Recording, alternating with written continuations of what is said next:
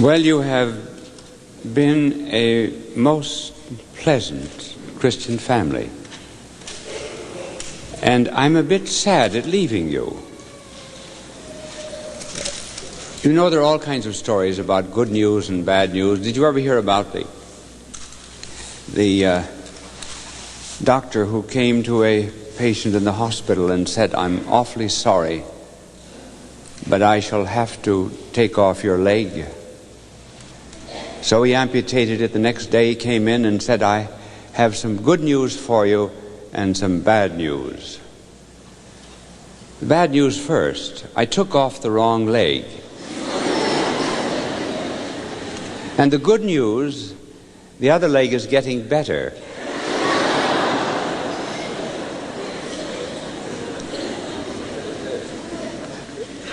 There were three drunken men who came into the Hotel New Yorker,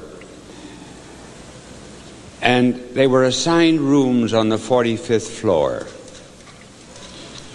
They went out for the night and came back in even a worse state than before, and the clerk said, "I'm sorry, but the elevator's broken. You will have to walk up." And they said, "We don't mind." No, he said, "Don't walk up." He said, "We'll put some cots in the mezzanine floor. You can sleep there." "No," said the first drunk, "we'll walk up." He said, "For the first 15 floors, I will sing." And the second said, "And for the next 15, I will tell funny stories." And the third said, "And for the last 15, I will tell sad stories." They started up for the first 15 floors songs. Next 15 floors, funny stories. And they said to the third man, "All right, begin your sad story." He said, "I forgot the key."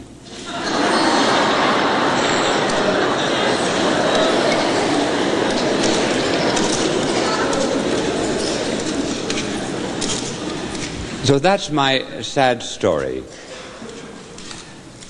I too am reminded of a boy 7 years old who had never spoken in his life.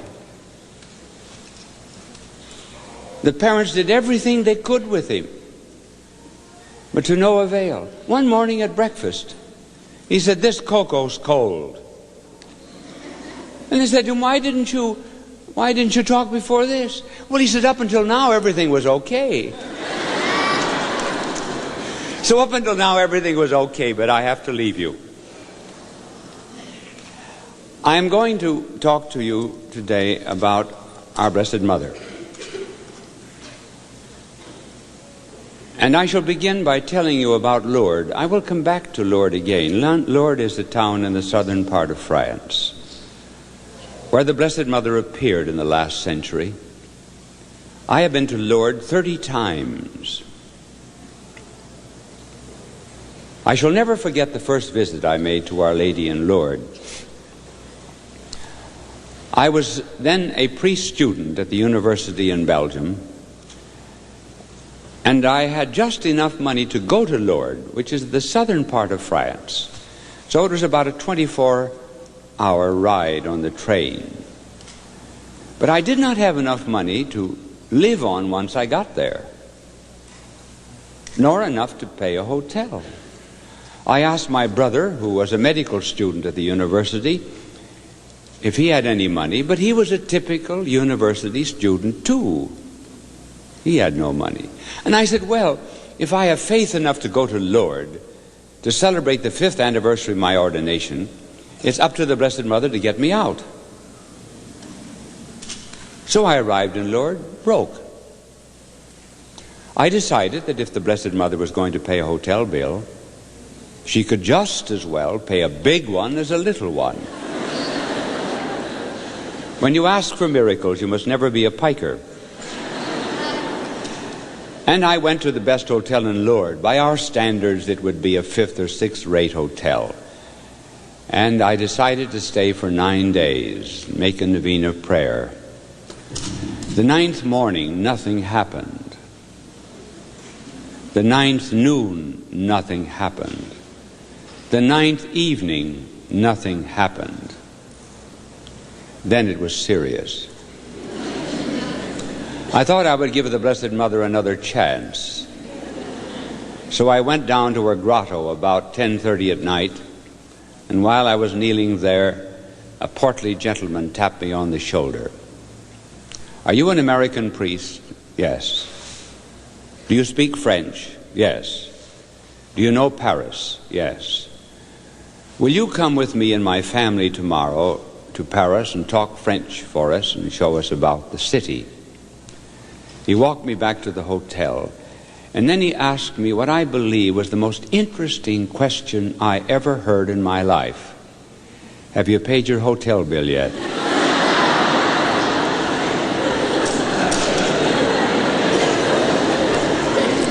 So I outfumbled him for the bill. And I arrived back in Louvain with much more than I started with.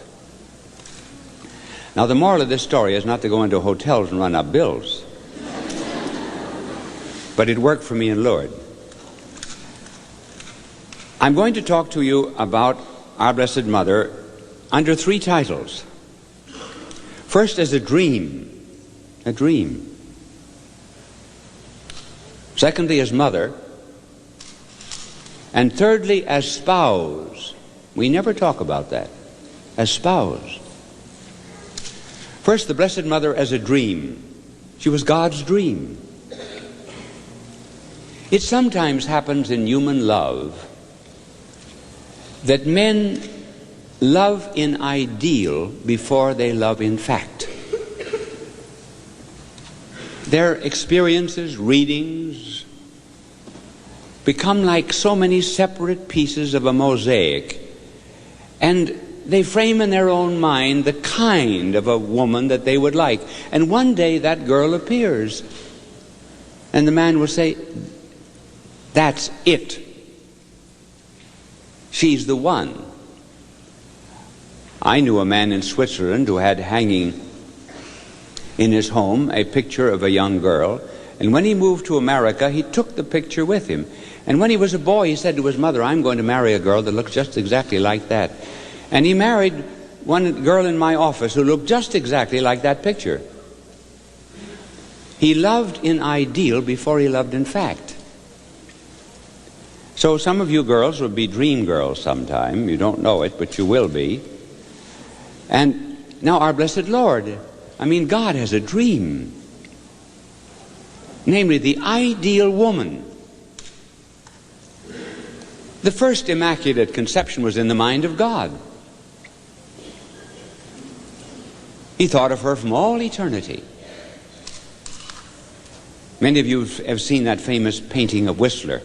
Remember the mother that was in the rocking chair? And someone asked Whistler, "How did you ever paint such a beautiful painting of your mother?" And he said, "You know how it is. One tries to make one's mummy just as nice as one can." Well, isn't it reasonable to expect that if we pre-existed our mother, we would have made her the perfect woman? Well, God pre-existed his own mother, and therefore he would try to make her just as perfect as he could. And she therefore was a dream and an ideal in God's mind. I think she was even thought of as the new Eve. God made a garden, as God alone knows how to make a garden beautiful. And then he put the first man and woman into it, and they fell and lost the garden. And then God thought of another garden, another Eden,